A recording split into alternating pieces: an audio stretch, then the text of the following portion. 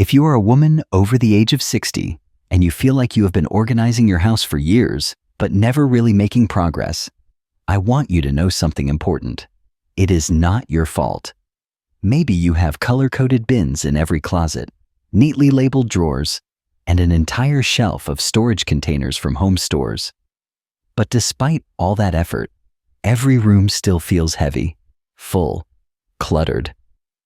You try to organize, but the feeling of peace never really arrives. That is because what you are doing is not actually decluttering. It is just shifting things around. Today, I am going to share 7 powerful and practical decluttering strategies made specifically for women in our stage of life. Women who have lived full, rich, complicated lives and who now want to breathe easier in their own homes. These are not just tips to clean up. They are steps to help you finally let go of the items that no longer serve you and hold on only to what truly matters. They are compassionate, low stress, and deeply freeing. And I promise, the 4th strategy will completely shift how you think about sentimental items. It changed everything for me and for hundreds of other women I have walked through this process with. So if you are ready to stop organizing and start truly reclaiming your space and your peace of mind, you are in the right place. Hack 1. The 10-minute elimination ritual. Let me ask you something.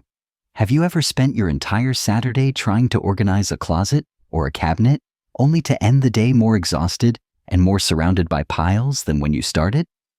If so, you are not alone. Most women I know, especially those of us over 60, have tried this exact approach many times. And we always think, maybe this time I will finally get it under control. But it never quite works, does it? That is because organizing is not the same thing as letting go. You can spend your whole life arranging your belongings, but if you never question whether you still need them, you will always feel overwhelmed. That is where this first strategy comes in, and it is a total game changer. It is called the 10-minute elimination ritual. And yes, I said ritual, because this is not about cleaning or sorting. It is about creating a new habit, one that respects your energy, your time, and your emotional bandwidth. Here is how it works. Set a timer for 10 minutes. Not 20, not 30, just 10. Choose one small area, one drawer, one shelf, one corner of the room, and focus only on that space. No jumping around, no reorganizing, and definitely no trips to the store for more bins. All you are doing during these 10 minutes is making decisions about what to release. You ask yourself 2 powerful questions. First, have I used this in the last year? If the answer is no, it goes. Second, does this serve who I am today, not who I was 20 years ago? And if it does not, it goes. That is it. No debates, no guilt. You're just practicing the habit of letting go. What makes this ritual so powerful, especially for older women, is that it is realistic.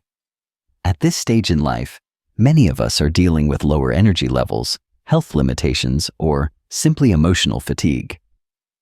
10 minutes is short enough that it feels doable, even on a tired day. But it is also long enough to make real progress. And here is the secret. When you repeat this ritual every day, you start to build momentum. You begin to trust your own judgment again. You realize how much you are capable of clearing when you stop overwhelming yourself with the whole house. And the emotional shift is just as powerful. Instead of ending your day frustrated, you end it with a sense of peace. Instead of staring at a closet full of things that drain you, you begin to create space for the life you are living right now. Not the life you had in the past, not the life you imagined, but the one you are in today. All that in just 10 minutes. That is the power of the elimination ritual. Small steps, done consistently, can change everything. Hack 2. The legacy memory box. Let us talk about something that weighs on many of us as we age: our memories. More specifically, the objects that carry those memories. The shoebox full of old letters from a friend who passed away. The shelf full of your child's school projects from 30 years ago. Your husband's old jacket still hanging in the hallway. The china you inherited from your mother that you never use but cannot seem to give away. These items feel like they are part of who we are, and so we keep them, scattered throughout our homes, afraid that letting them go means forgetting. But here is what I want to offer you today.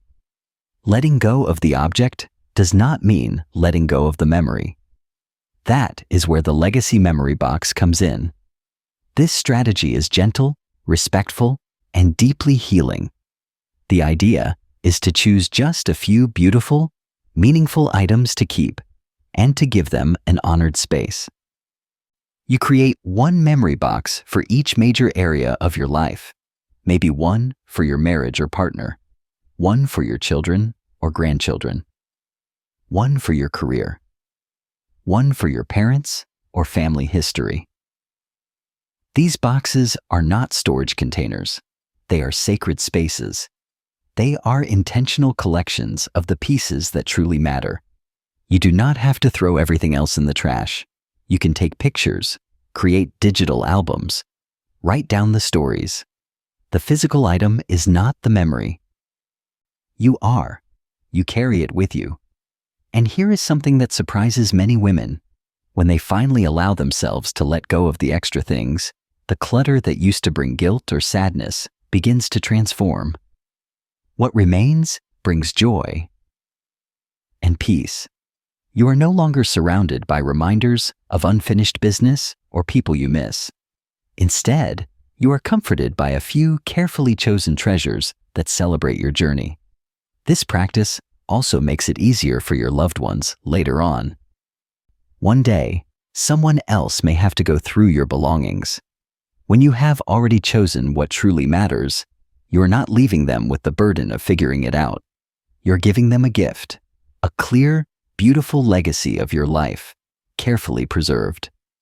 The legacy memory box is not about throwing things away. It is about choosing what to keep with intention. It is about shifting from guilt to gratitude, from holding on tightly to letting go with love.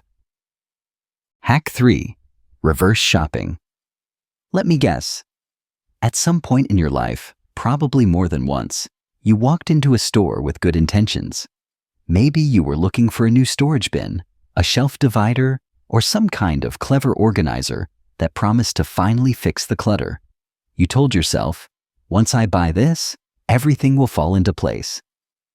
But what really happened? The bin came home, got filled with things you did not want to deal with, and the clutter stayed, just hidden better. That, my friend, is organizing, not decluttering. Organizing is often just a prettier way to postpone real decisions. Now imagine flipping that behavior upside down. Instead of shopping for ways to contain your stuff, you start looking for ways to eliminate it. That is the idea behind this next strategy: reverse shopping. It is simple, powerful, and especially freeing for older women who have lived through decades of accumulation. Here is how it works. Every time you get the urge to shop for something to help you organize, like a new basket, a drawer insert, or even a label maker, you stop. You pause, and instead of heading to the checkout, you walk into the room you were planning to organize and ask yourself, what can I remove right now to make this item unnecessary? Then you remove at least 10 things. Yes, 10. Whether they are duplicate kitchen tools, unread magazines, clothes you no longer wear, or items hiding in the back of a drawer, you gather them up, bag them, donate them, recycle what you can, and then ask yourself again, do I still need to buy that item I was about to purchase? Most of the time, the answer is no. This approach is especially powerful for women in our generation. Many of us were raised with a sense of frugality. We saved everything, just in case. We lived through times when buying something new was a big deal, but now we are in a different season. a season where simplicity brings peace. Reverse shopping helps retrain your brain to value space over stuff. You stop adding and start subtracting. And here is a beautiful side effect. You spend less money. You stop bringing home things you do not really need. You stop feeling like you failed because your new storage solution did not solve the problem. You begin to feel empowered because you are not being tricked by the illusion of organization anymore. You are getting to the root of the issue. Too much stuff is too much stuff, no matter how neatly it is labeled. Reverse shopping also helps you slow down and be more intentional about what you allow into your home. It gives you breathing room. It shifts your focus from how can I fit more to what can I live better without? And that question, that shift, is where real change begins. Hack 4. Ask yourself, does it energize me or drain me? This next hack is not about organizing. It is not even about minimalism. It is about tuning into your energy, the emotional response you have to the things around you. Because here is something no one talks about enough. Every single object in your home either gives you energy or takes it away. There is no neutral. Everything you own is either lifting you up or weighing you down. This realization changed everything for me. I started walking through my home slowly, one room at a time, and I asked myself, how do I feel when I look at this? It was not about whether it matched my decor or whether it was expensive. It was about energy, emotional weight, a sense of lightness or heaviness. For example, I had a closet full of unfinished craft projects, yarn, beads, sewing patterns, some of them from the 90s. Every time I opened that door, I felt guilty. I was reminded of what I had not completed, not inspired, not excited, just pressure. It drained me. Then there was my grandmother's china. Beautiful, yes, but never used. And I felt a tightness in my chest every time I passed that cabinet. Not joy, just the weight of something that used to mean more, but now sat collecting dust and responsibility. On the other hand, my reading chair by the window, that lifted me every time I looked at it. It called to me, invited me to pause, to reflect, to simply be. That was energizing. You do not need to explain it. You do not need to justify it. You only need to notice it. And when you do, you will begin to see your home in a whole new light. You will begin to release things that no longer support your current life. You will stop surrounding yourself with reminders of past identities or unmet expectations. You will choose objects that serve your peace, your joy, your well-being. This is not about being cold or ruthless. It is about honoring your emotional reality. Because at this stage of life, your energy is sacred, it is limited, and it should not be wasted on clutter that makes you feel small, sad, or overwhelmed. You have the right to create a home that restores you, not one that drains you. This question, does it energize me or drain me, is more powerful than any organizing method because it connects directly to your truth, and your truth is the only compass you really need. Hack 5. Visualize your future self or your daughter. This next hack may be the most emotional one, and it is also one of the most powerful shifts you can make. It is not about closets or cabinets. It is not about labels or shelves. It is about the long-term picture, about love, about legacy, about imagining what your home, your belongings, and your decisions will mean to the people who come after you. I want you to take a quiet moment and really think about this. Picture yourself 5 years from now. Where do you want to be living? How do you want to feel in your space? Will you have more limited mobility? Will you still want to maintain so many items? Will you be traveling more, or spending time with grandchildren, or enjoying a peaceful retirement at home? Now ask yourself, will all this stuff serve that version of you? Most women never ask that question, but it is a gift when you do. Now, Take it one step further. Imagine your daughter, or your niece, your granddaughter, or even your dear friend, standing in your home someday. Maybe it is 10 or 20 years from now. She is trying to sort through your things. Will she feel overwhelmed? Confused? Will she know what mattered to you and what did not? Or will she be left guessing, unsure of what to keep, what to donate, what to feel guilty about? One of the most loving things we can do as older women is to make those choices ourselves, while we still have the clarity and the strength to do it. This hack is not about fear. It is about freedom. You are not preparing for the end of your life. You're preparing to live the rest of it with intention and to leave behind something beautiful, not burdensome. Here is what this looks like in practice. When you pick up an item you are unsure about, a keepsake, a stack of old papers, a piece of furniture, ask yourself, would I want my daughter to have to make a decision about this? If the answer is no, let it go now. If the item carries real meaning, write a note about it. Tell the story. Pass it along now.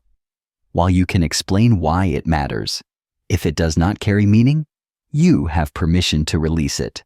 You are not throwing away the memory. You're lifting a weight off the shoulders of someone you love. And here is the amazing thing. This visualization often helps women let go of things they have been stuck on for years. Boxes of old photos no one ever looks at. Dozens of cookbooks that no longer get used.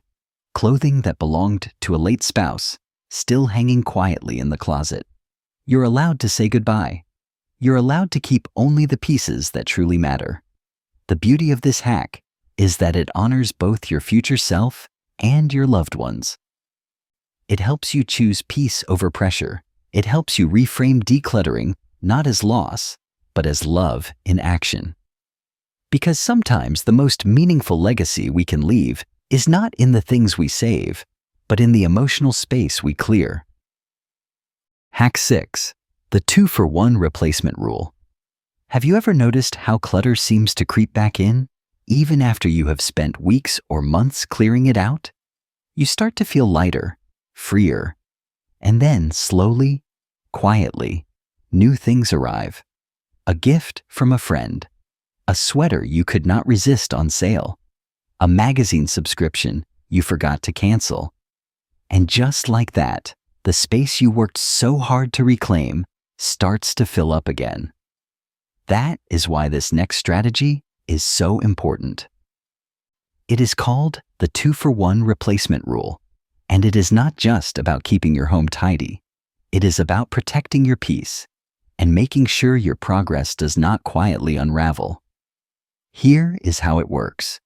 From now on, every time you bring something new into your home, you commit to letting go of 2 existing items. Yes, 2, not 1. 2. That may sound like a lot at first, but there is a purpose behind it. 1 new item in, 2 old items out. This creates a natural filter that helps you think twice about what you accept or buy. Let me give you an example. Your neighbor gives you a beautiful new plant. Before you bring it inside, you find 2 older plants that are not doing well, or maybe 2 unused vases, and you donate them. When you buy a new pair of shoes, you find 2 pairs that hurt your feet or that you never wear anymore and let them go. When you receive a lovely new throw blanket for Christmas, you release 2 older ones that are faded or forgotten at the bottom of the linen closet. This rule helps you stay intentional. It stops accumulation in its tracks. And it is especially powerful for women in our stage of life because we are so often on the receiving end of other people's generosity. Well-meaning adult children want to give us more things. Friends offer hand-me-downs, and we sometimes say yes out of politeness, not because we need or even want the item. The 2-for-1 rule gives you a kind and clear boundary.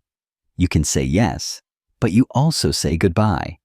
It also teaches you to become a curator of your own space. Instead of collecting, you are editing. You are refining. You are making space for things that genuinely serve you now. And let me tell you, it feels good, really good. Women who use this rule consistently report feeling more in control, more proud of their homes, and more confident when making choices. It also helps you become a more mindful shopper. You stop impulse buying because you know the true cost, not just in dollars, but in space and energy. The magic of this rule is not in the numbers, it is in the mindset. It tells your brain, I have enough, I am enough, I do not need to keep adding. I need to honor what I already have and let go of what no longer fits my life. So next time you bring something in, even something small, take a pause. Ask yourself, what 2 items can I release to make space for this? You will be amazed at how quickly this tiny habit builds a home that truly feels light, beautiful, and yours. Hack 7. The 30-day staging area. Let us be honest, one of the hardest parts of decluttering is not the physical task of moving things around. It is the emotional tug-of-war that happens in your heart and mind. You pick up an old scarf, a holiday dish, or a stack of papers, and you pause. A memory surfaces. A what-if sneaks in. What if I need this someday? What if I regret giving it away? What if someone else in the family wants it later? These moments can stop your progress in its tracks. Not because you do not want to let go, but because you are afraid of making a mistake. That fear is very real, and it is exactly why this final strategy works so beautifully, especially for women in our stage of life. It is called the 30-day staging area. This is how it works. You choose one small space in your home. It could be a corner of your garage, a shelf in the basement, the back of a closet, or even a large plastic bin with a lid. You label it clearly, staging area. Decide in 30 days. Then, anytime you come across an item that you are unsure about, something that brings up hesitation, guilt, or doubt, instead of putting it back where it was, you place it into the staging area. That is it. You do not need to decide right away. You do not need to force a choice in the moment. You simply move it out of your daily space and into a neutral zone. And here is the key. You set a reminder on your calendar or phone for 30 days from the day you placed each item inside. When the 30 days are up, you go back to the bin. And if you have not missed, needed, or even thought about the item during that time, you let it go and no second guessing, no reopening the emotional debate. This strategy is so powerful because it removes pressure. It gives your heart and mind time to breathe.